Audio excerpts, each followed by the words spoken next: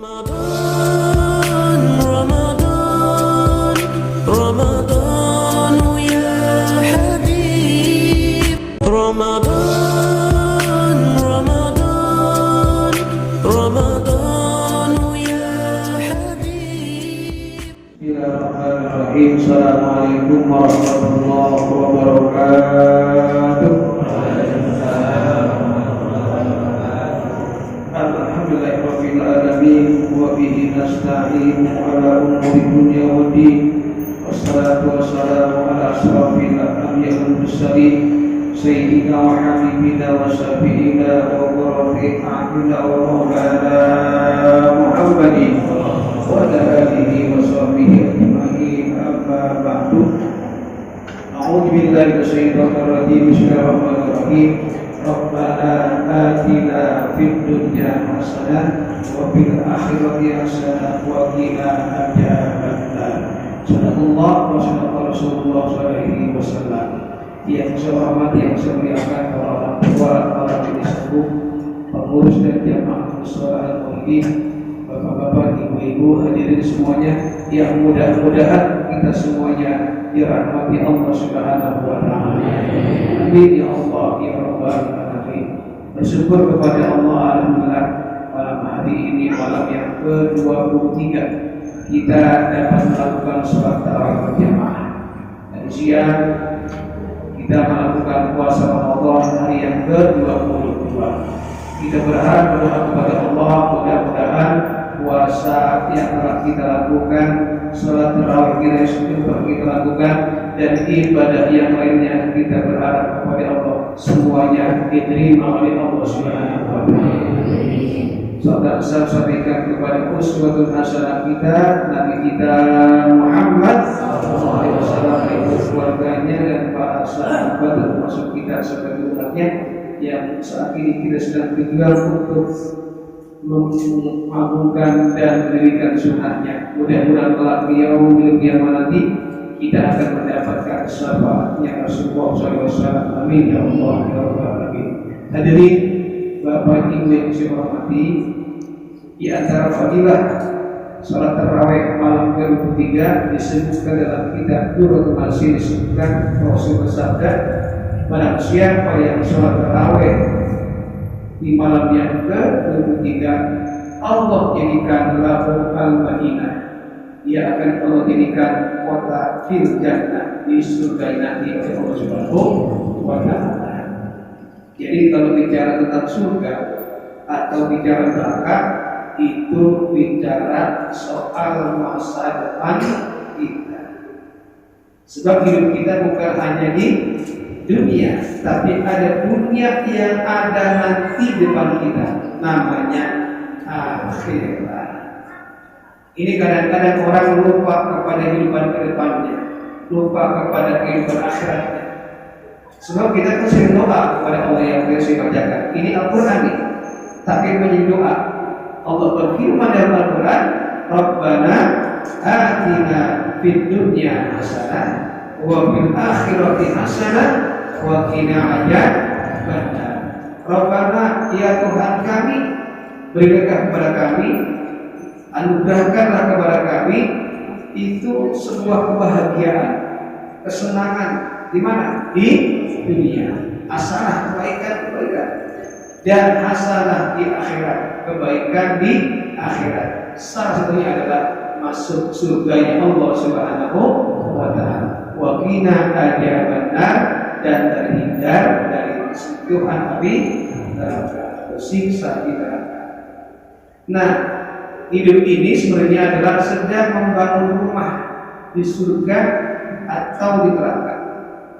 Rasul menyebutkan dalam hadisnya, innal mu'minina, sesungguhnya orang-orang mukmin kita itu sudah punya jatah lahu baitani, sudah punya jatah rumah di surga dan rumah di neraka. Jadi punya kapling. Saya sudah punya kapling rumah di surga, dan saya juga sudah punya kapling rumah di neraka. Masing-masing udah punya dua. Nah, tergantung kitanya. Kalau kita sholat sepanjang hidup kita, berarti kita sedang membangun fondasi rumah kita di surga. Dan fondasi neraka itu hancur.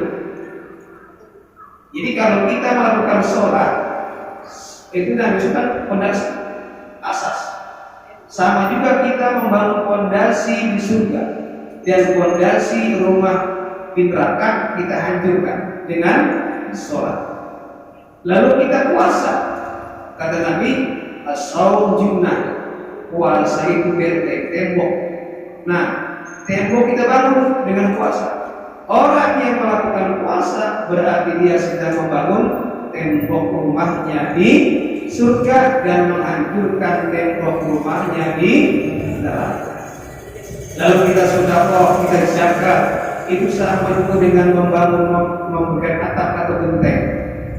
Maka ketika kita zakat, kita infak, kita sedekah, maka genteng itu terbentuk di surga. Maka kemudian kalau kita bagus amal kita, perbuatan kita, maka semakin baguslah rumah kita di surga dan semakin hancurlah rumah kita di neraka. Tuh. Kebalikannya nih, ada orang maaf, nggak pernah sholat, nggak pernah puasa, nggak pernah zakat, atau melakukan kebaikan-kebaikan. Dia sama juga sedang membangun rumah di neraka. Rumahnya di surga diapain? Dihancurin. Kita pilih yang mana nih? Pengen bangun rumah di surga, menghancurkan rumah di neraka, atau membangun rumah di neraka, menghancurkan rumah di surga? Kita pilih yang pertama. Kita sedang membangun rumah kita di surga, menghancurkan rumah di neraka. Dalam hadis ini lanjutannya, Allah itu ngasih kesempatan kepada kita melihat rumah kita di neraka. Boleh melihat rumah kita di neraka. Kita udah punya rumah di surga nih. Pas kita masuk surga, kamu lihat itu, lihat rumahmu di neraka sudah hancur dengan ibadahmu. Disitulah langsung kita membaca atau mengucapkan dalam Al-Quran sebutkan waqilal hamdulillahi rabbil alamin. Bersyukur kepada Allah, untung saya sholat di dunia, untung saya puasa di dunia, untung saya sedekah zakat dan sudah saya di dunia. Ini ternyata sama juga saya sedang membangun rumah di surga. Kita lihat rumah kita neraka hancur lebur. Ya Allah, hancur sehancur-hancurnya dengan ibadah kita. Kita masuk dengan ucapan kalimat yang indah, alhamdulillah. Sebaliknya nih, ada orang yang membangun rumahnya di mana? Di neraka, dengan tidak sholatnya, dengan tidak puasanya, dengan tidak zakat dan seterusnya. Dia sedang membangun rumah di neraka. Ketika ia akan dilemparkan, dimasukkan ke neraka, Allah pun sama memberikan kesempatan dia bisa melihat rumahnya di surga. Ada nggak? Ada nggak? Nggak ada. Kosong, hanya aplik. Pas dia masuk di neraka, dia langsung ya Allah, masa enggak ada surga karena aku nggak bangun ketika di dunia. Maka disitulah dia disebut dalam hadis hasrotan. Ia nyesel. Nah, mumpung nyeselnya nanti belum terjadi buat pada kita, maka lakukanlah ibadah kepada Allah Subhanahu wa Ta'ala. Jadi ikhlaskan saja kita ibadah. Mukhlishina lahud-din.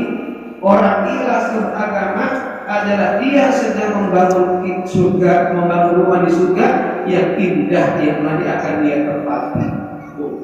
Jadi kita puasa, kita sholat, kita zakat, ini akan kembali kepada kita dan Allah balas dengan rumah yang indah di surga nanti. Allah berfirman dalam Al-Quran, innal muttaqina mafaza.